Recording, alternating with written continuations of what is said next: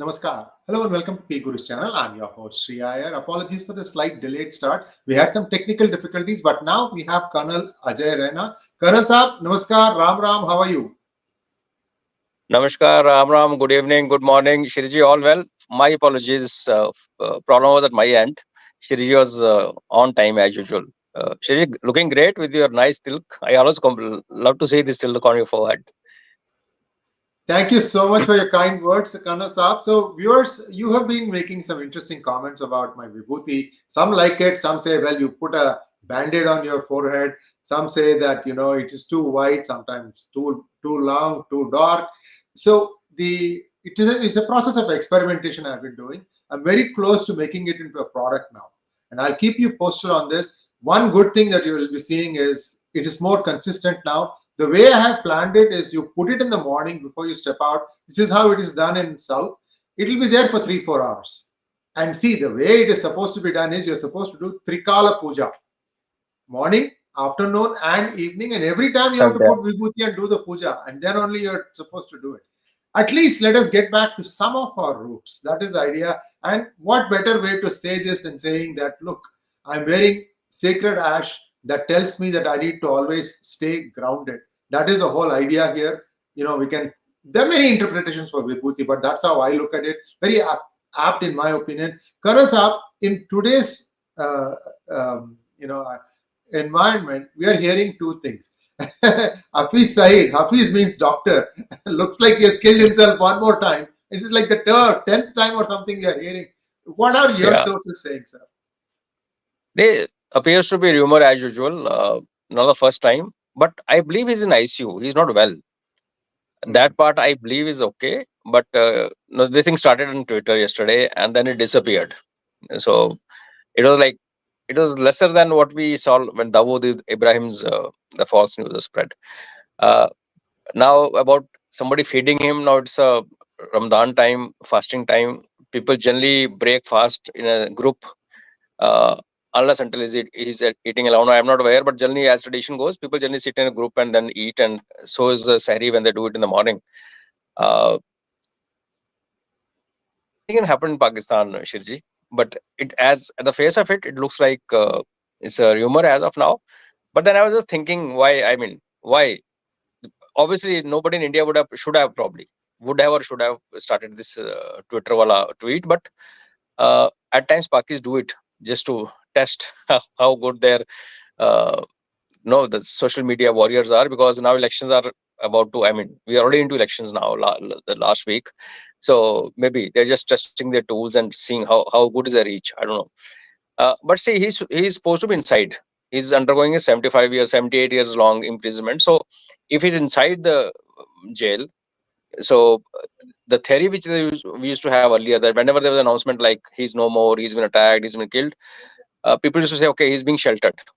So establishment is trying to shelter him. So if he's already inside, at least on paper, so that shelter theory, is doubtful. Is it that they want to get rid of him? That's another, because he's a liability now. If you look at Pakistan's profile and IMF pressure and other things which are happening, with USA coming in, and Iran also now pointing towards Pakistan, so he's a liability. Is it that they want to use this unknown gunman issue, which is a burning issue as of now, being discussed internationally, that okay, India has been doing it, so they want to, like, in that only they will just polish him off. He's a liability. Shirji, if he were to get killed in Pakistan by unknown gunmen or something, then he'll be no less than another Osama bin Laden. It will be another disgrace for Pakistan if he's shot. So and another development is son contested election this year.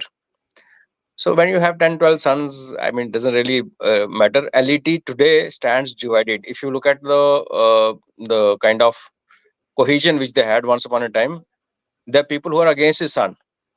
After his son fought elections and he's trying to be number 2 and then number 1. So there have been a lot of turmoil inside LET. People have actually, many of them have left.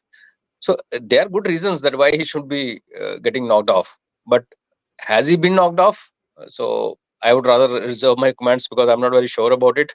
Though I hope that one day all of us have to go, but he must go in a very stylish way. His head should be blown up at least for the things he's done. So, And last point, which I mean, related or not related, I don't know, but I somehow foresee Pakistan going through a very bad patch soon after Eid.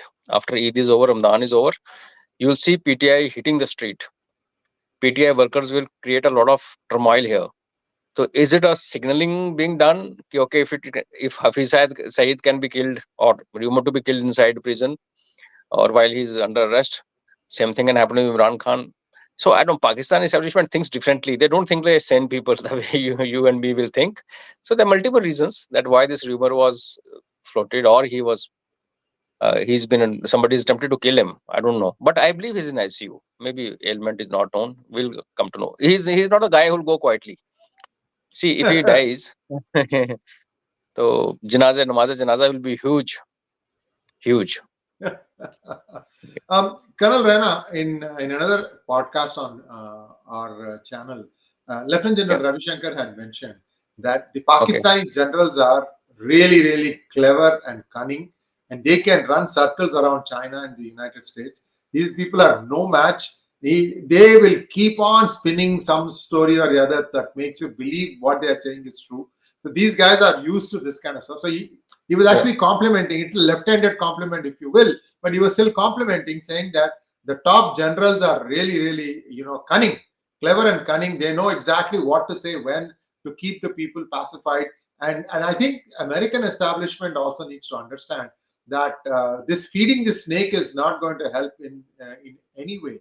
Also, for the Hafiz Saeeds of the world, look, if you look at a balance sheet, for some days you are an asset, but then once you become a liability, you're deleted after that. And when you will be an asset, when you will be liability in the balance sheet, you don't know. Only the establishment knows. So this is a lesson for you all also. Don't get worked up into a frenzy saying, Islam khatre mein nahi hai.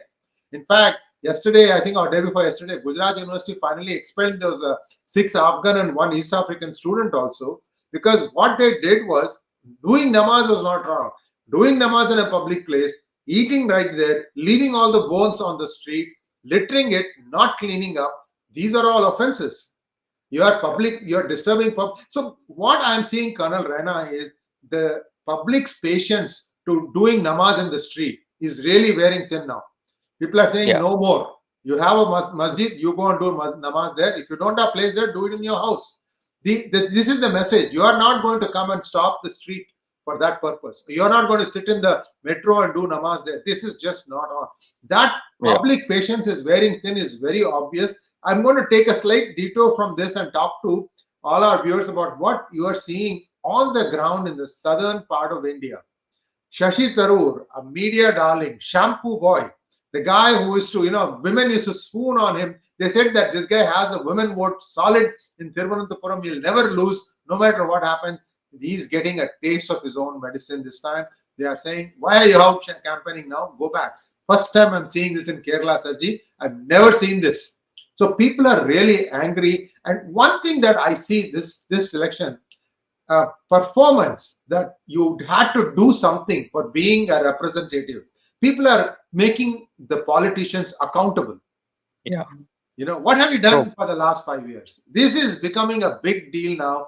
And it's already started in the southern part of India. Tamil Nadu, they are seeing the same problem. All incumbent MPs, including Karti Chidambaram, got booed.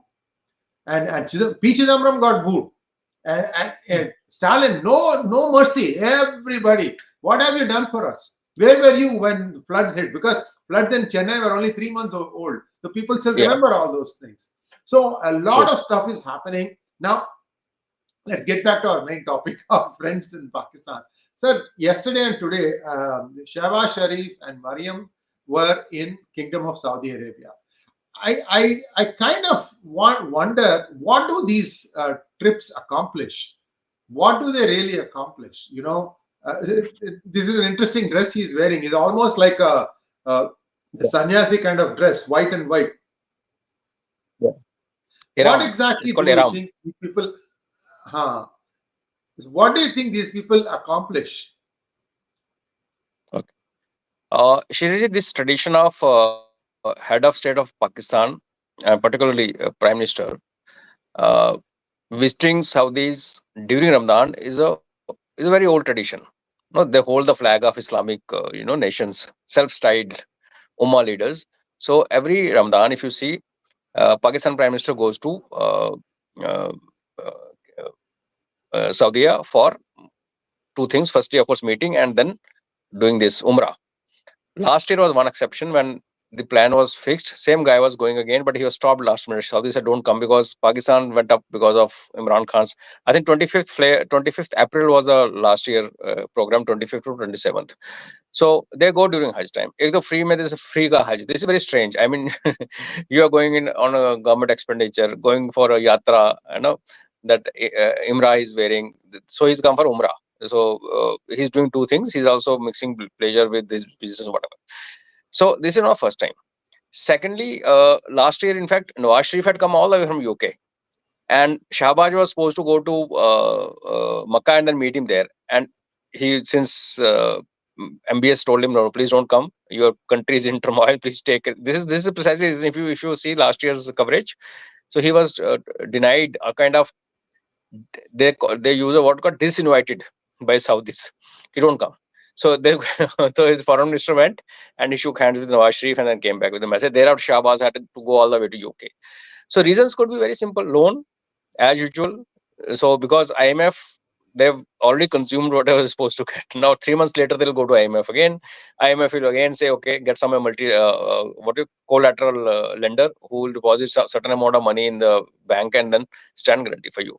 Oil. So they've been buying oil, and every time Saudis been rolling over their payment because they don't have money to pay. So that is another thing.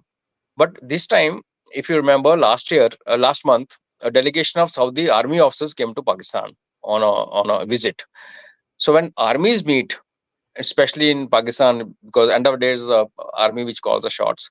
So when they meet, they do transact. So that time we heard that they're speaking about some investment from Saudis into agriculture, mining, and aviation. Uh, it could be as good as Saudis taking over uh, their agriculture. I mean, what are problems they have? The dams that don't have dams, Pakistan, the dams that don't have waters.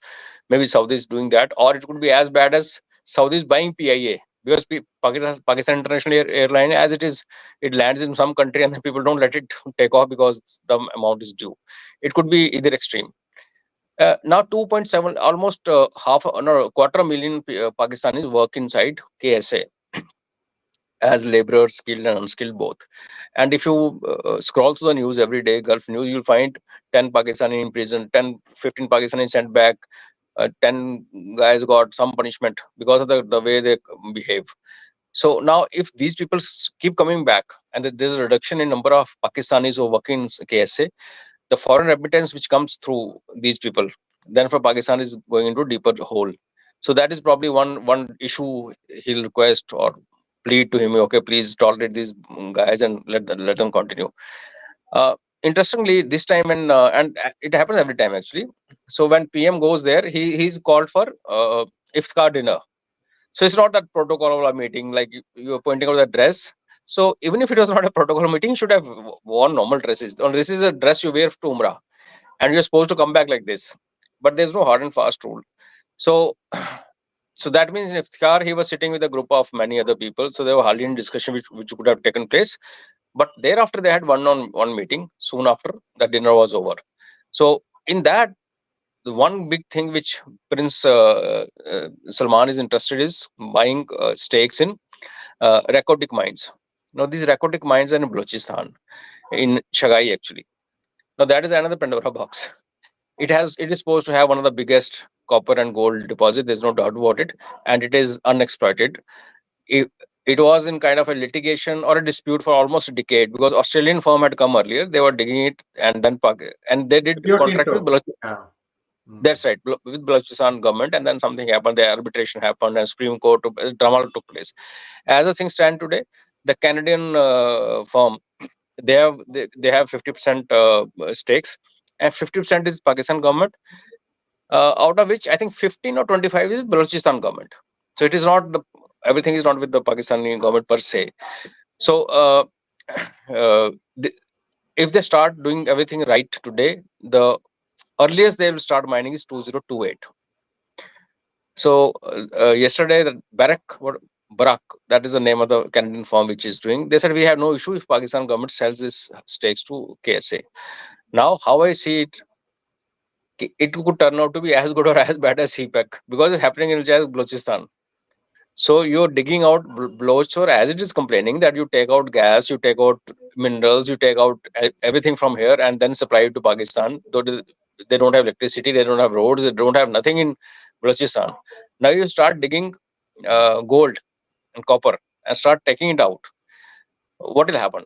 If they sell their stake to Saudis, naturally Saudis invested that they'll take it back. So what will happen inside Balochistan?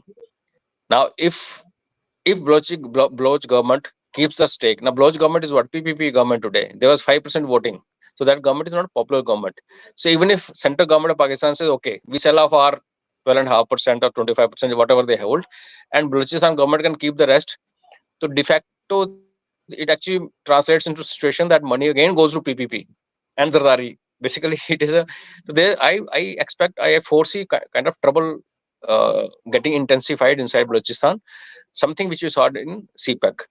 So yeah, it's a 40 years lease deed. I mean, from today if they start and 2028 they start getting the mine out, then they have stocks enough for 40 years. So this is one important issue which probably one meeting they would have discussed, because some spade work has already been done.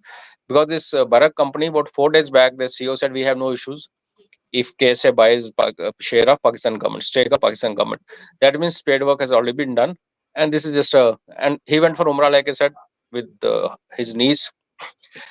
And there's also a possibility that he would have crept to Prince Salman, see what India is doing to us. They're sending people. They're claiming now that they send people to kill our people inside Kashmir. Now, if they do that, what kind of answer will MBS do? His own history of what his people did in Turkey inside their embassy is very well known. So I don't think he'll be actually be happy that India is also doing something which he started openly.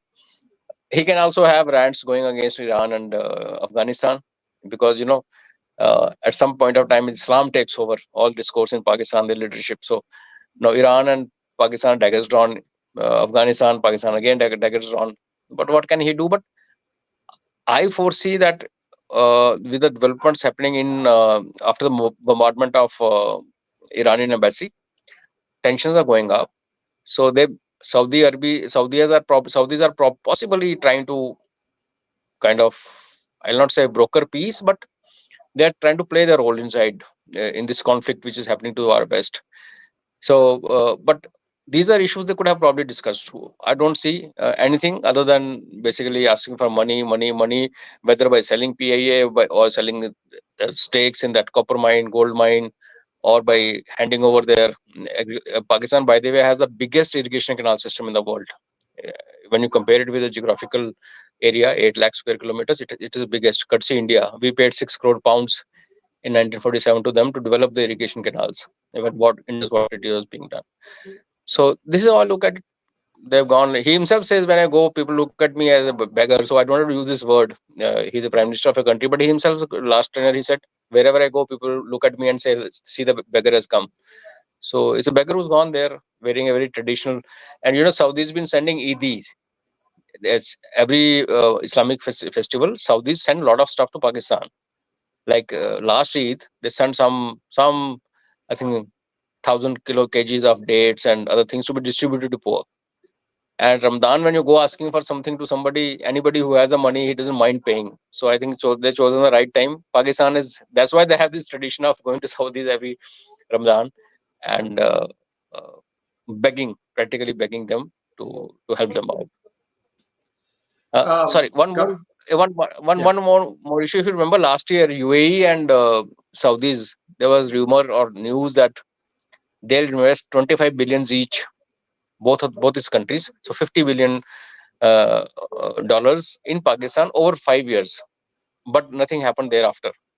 So maybe he goes there and now he requests, please look into that part also. And Iran gas pipeline, with the relations between Iran and Pakistan going down the drain, there's a possibility Iran will ask for compensation for breaking that agreement. I think as we talk today, the liability of Pakistan for not making their part of constructing their part of pipeline is $18 billion. So there could be many reasons why it's gone, but like I said, they go every year. This time of the year, they go every year.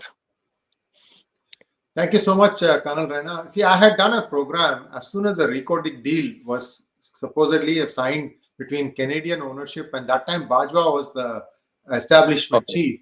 I done an analysis of that.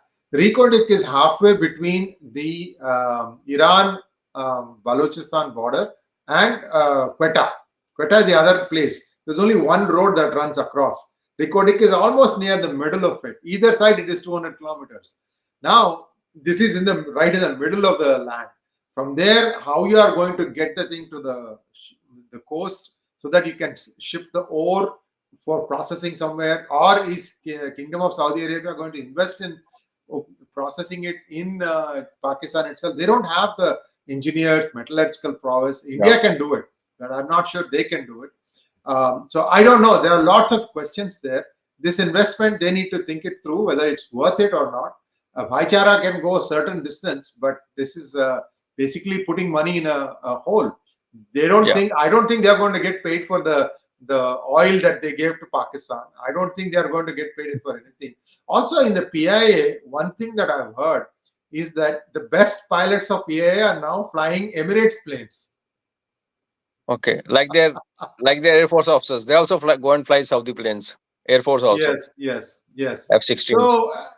So you know, PIA is just a shell left now, and when you have this kind of a problem where you know every airport is saying you need to have so much landing fees, you have unpaid fees and all that, why would Saudi Arabia go and sully its name? Because everywhere they'll say, now that you are a rich owner, you first pay up all these dues. So that cleaning up has to be done. For that, they can give some money to PIA and say, clean up your sheets and give us no no objection certificate from all the airports that you fly to. It's a lot of work to do all these things. I don't know where this is headed, really. And we already know that the airport operations are under Chinese control, isn't it, sir? Not really, because wherever F-16 or US assets are placed in Pakistan, which they are practically everywhere, there's no Chinese presence there. They don't allow. There's a condition they have. If they have F-16 parked on the tarmac, because in India and Pakistan both, most of our airports are common. I mean, they're extension of each other. Civil and military airports are hugging each other with the common ATC. So Americans are very clear from day one. Wherever they have their F-16 or any American radar, anything placed, they don't want Chinese around it, because they know what they can do. Chinese can do, and with Pakistan is helping them. This point very interesting you made about PIA.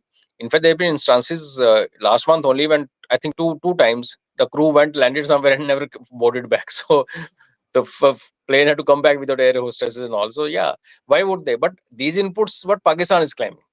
If you go to Pakistan Twitter handles and the government handles, they say this is we are going to do. We are going to have Saudi investment coming in agriculture, aviation. So I was thinking, what aviation? You don't have aircraft to fly. You don't have money to clear your dues. What aviation? I mean, so this is what Pakistan is claiming. What comes out of it? See, nothing much is going to come out of it, Shiriji. Had that be the case, so the announcement or declaration would have been made, because this meeting happened on Saturday. So Sunday, today the guy must be back on his way or must have already landed. Right. So there's no declaration. There's nothing. Otherwise, when leaders meet, they always sign something. There's a photo op, the files are exchanged. Nothing. We didn't see anything of that kind. So basically, it's Umrah. So that's where things stand, viewers. And we'll be back with Colonel Raina next week, same time, hopefully. But we have a few questions before we log off, Colonel Saab. Is there 4 or 5 questions? So let's have the questions, please. Thank you, Sridharan Srinivasan, for becoming a YouTube member. Thank you, Creative Idea 53, for becoming a YouTube member. Thank you, BSK Rao, for your super sticker. Magnet Ranga wants to know, Namaskar, any idea of who has been issuing tickets to Jannat to these people in Pakistan? Of late, the PM and others have been hinting that Bharat is doing it, raising a controversy. I actually get amazed at times, Shiriji. He said there are many people who want to put Bharat down. There are many people who write articles. There are many people who pass very funny judgments in the court saying Kanyadan is not a certification of marriage and what. So from their side, these guys are working, trying to defame India. And everything like this is actually working in favor of Modi Sahab. If you look at the reaction today, the today's aware Indian, we Bhartiyas were unaware, to be honest, about say about till 20 years back. We knew nothing. We only read what was told in books and what was told in ZT, I mean news media. Today, most of us have their own views because we have access to knowledge. Now, this unknown gunman started with that UK paper Guardian, and then India denied, and then Rajnath Singh said, "Yeah, hum jayenge, marenge, marte bhi hain." Then they referred back to Foreign Secretary of Pakistan's January month's meeting, where he had named a few people whom Indian sources would have are supposed to have killed. So, good, bad, or ugly, it is working in favor of us. If it adds on to a prestige as a tough, strong country, why not? We lived very long with that soft kind of image where anybody can come and slap us, and we offer the other side. Uh, so, who's giving them tickets? I'm not sure. But if Indians are giving tickets, I'm very happy. This is how you should be distributing tickets. Colonel Saab, isn't this also a slap in the face of ISI that it is happening right under their nose? Yeah, that's very interesting, Shiriji. Unlike our R&AW, which only looks outwards, and IB looks inwards, ISI Pakistan looks everywhere. There are 4 or 5 more intelligence agencies in Pakistan. They also have a IB equivalent. They also have military intelligence, but everything is under ISI. So ISI superimposes and it monitors political activities. Like our R&AW doesn't care who's fighting election in Tamil Nadu. That's not their job. So they have everything on their portfolio. So if that be so, it's a big slap. Like somebody comes and like if you last year, if you see, I was just running through that data. Every week there was a guy getting killed. Week 10 days, and same guy comes wearing a helmet, one chakra motorcycle, then second chakra they come and shoot. Guy is bending down for namaz and he's shot while he's bent on the ground. So and they had no clue. Later on they said they caught few people like Khalisani was killed. Panjwar, I think was his name. The lady called up asking for an interview. So it's a big slap. I mean, one odd incident happens everywhere. That way you see whatever is Pannu's case in US, attempt made or not made, at least agency was awake enough, they were awake, alert enough to say, okay, whether it is right or wrong or true or false, I don't know, but at least they raise a hue and cry. Yeah, they don't even know who done it. So it's whosoever is giving these tickets is doing well, and I'm proud if India is doing it. I feel proud as an Indian. Next one, Venkatraman Iyer wants to know, Colonel sir, any update on the water war between India and Pakistan? This subject seems in the back burner for now. No, we are not waging any war as such. Our actions may lead to issues in Pakistan. That is their own doing. Like Ravi's water, we stopped this year recently. So Ravi was all ours. Not a drop was supposed to go to Pakistan. It was going to Pakistan because we were careless. We didn't really bother about our own agricultural fields, which could have been better served by water which was available, and we let it flow into Pakistan for so many years. So we are not waging any war actually, but by implication, if Pakistan gets screwed, it's their problem. It's not our problem. Yes, we are consolidating what belongs to us. Ravi, I like to mention that while Ravi water has been mainstream, water has been stopped. There are 5 distributors, out of which 3 are very, very major tributaries, which join Ravi inside Pakistan. So after having crossed the border, one of them joins Ravi about 70 kilometers downstream. Now, as per the agreement or that Indus Water Treaty, when we say Ravi is India's river, that means Ravi and all its tributaries, whosoever is coming and joining Ravi will belong to India. That way, we need to stop water of those 5 tributaries also.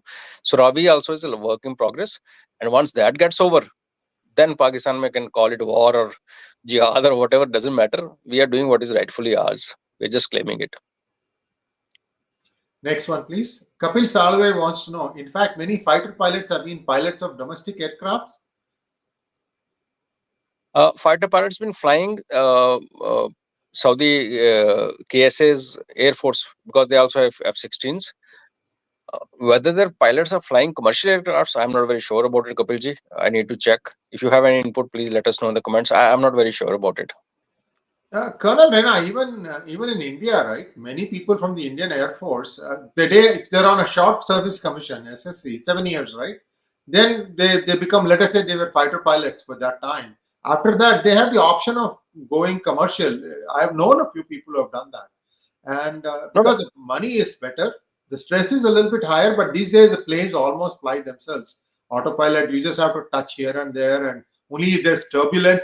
All your learning comes for 1% of the flights. Rest of the time, Yeah. it's usually clean because you know where you are going. Your atmospheric conditions are well explained, and they are flying above all the clouds. So you just have the turbulence when you cut through the clouds layer. But once you are above it, it's pretty smooth sailing.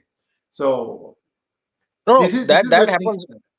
That happens, Shirji. Even our helicopter pilots, most of them, when Yeah. they Army and Air Force helicopter and Navy helicopter pilots, essentially they're pilots. There's a difference between flying a fighter aircraft where you have an option to eject yourself, and passenger aircraft you can't really eject. So they, but this it's not like switching from say French to Urdu. It's not that big. It is probably English to French, that kind of a minor adjustment. So that is all right.